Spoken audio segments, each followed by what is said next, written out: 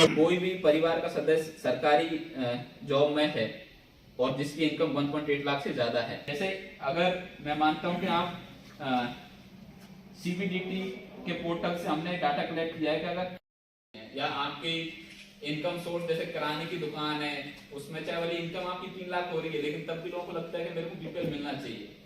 तो सरकार ने क्या किया है, आपकी इनकम पर्पज है आप लोगों को दूसरा बुलाने का। एक ये भी है कि काफी बार लोगों को थोड़ा सा परिवार पहचान पत्र में और बीपीएल के बारे में मिसकम्युनिकेशन हो रखी है, लोगों को नहीं मिला। तो उसमें कुछ 8 कैटेगरी एक्सक्लूजन क्राइटेरिया है सरकार का। हम मान के चलते हैं कि इनकम वेरिफिकेशन पूरा फुल प्रूफ नहीं है, काफी लोगों की इनकम 1.8 लाख से कम दिखा रखी होगी आपने ट्रिपल में, तब भी आपको बीपीएल नहीं मिल पाएगा।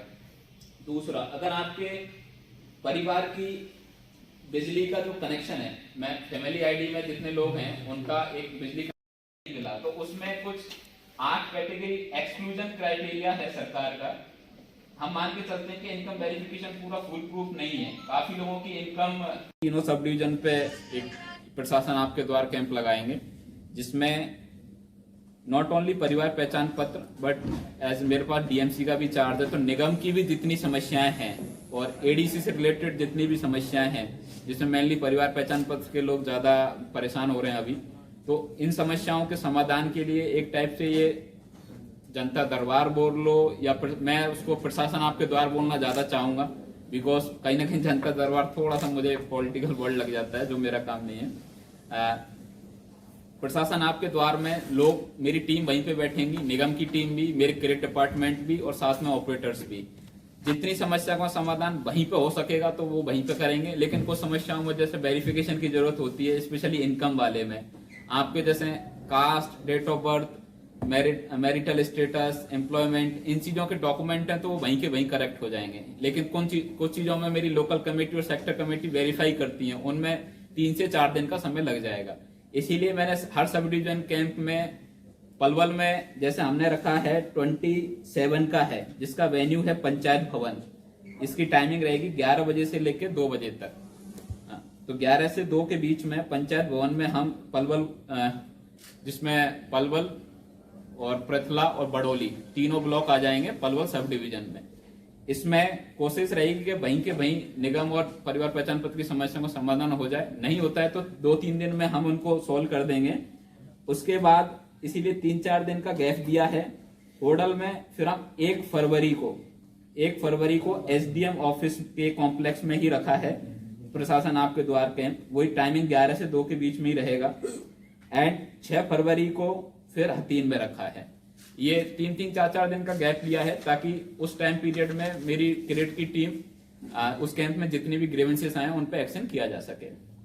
6 फरवरी के बाद फिर हम इसको पंचायत लेवल पे कैंप लगवाएंगे। पंचायत लेवल पे मैं नहीं बैठूंगा, मेरी जो क्रेडिट डिपार्टमेंट की टीम है और जो टीम लीड होते हैं, सीएससी ऑपरेटर्स होते हैं, आपके जो स्टूडेंट हैं या वॉलंटियर जो कि ट्रिपल पी में काम कर रहे हैं इनकम वेरिफिकेशन का, वो लोग वहां पे बैठेंगे।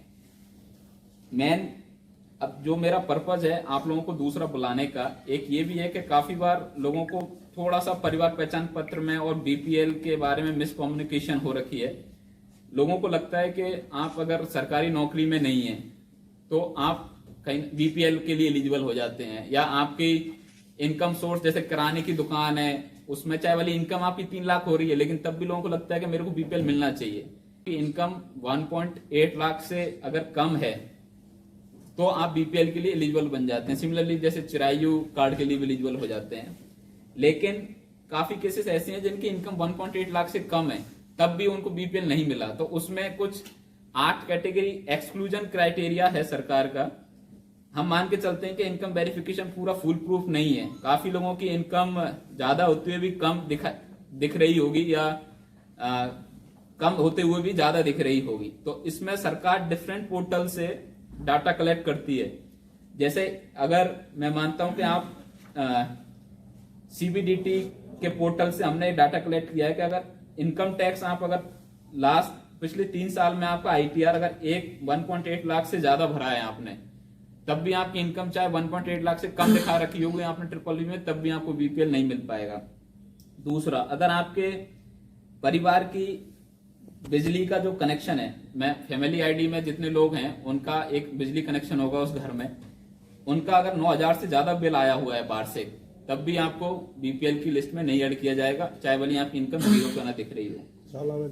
हाँ, तीसरा है आपका, अगर कोई भी परिवार का सदस्य सरकारी जॉब में है और जिसकी इनकम 1.8 लाख से ज्यादा है, तो हम अगर जैसे मिनिमम वेजेस के हिसाब से भी देखें तो अगर एक इंडस्ट्रियल लेबर भी है या कहीं पे कॉन्ट्रेक्चुअल जॉब भी करता है तो मिनिमम वेजेस के हिसाब से भी उसका 1.8 लाख से ऊपर बन जाता है। तो अगर कोई गवर्नमेंट एम्प्लॉय में है तो उसको भी हम फिर बीपीएल कार्ड से लिस्ट से बाहर कर देते हैं। अगर आपने मेरा पसंद मेरा बोरा पोर्टल पे अपनी जमीन को रजिस्टर करके अगर 1.8 लाख से ज्यादा का खाद्यान्न बेचा हुआ है किसी सीजन में थ्रू आउट द ईयर, पूरे साल में अगर 1,80,000 से ज्यादा का खाद्यान्न बेचा हुआ तो तब भी आप बीपीएल लिस्ट से बाहर हो जाएंगे, और चाहे भले आपकी इनकम 1.8 लाख से कम दिखा रखी हो।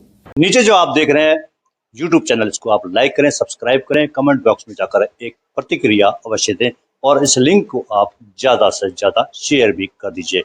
वोकल फॉर लोकल के लिए आपका इतना सहयोग हमें चाहिए। धन्यवाद। जय हिंद, जय भारत।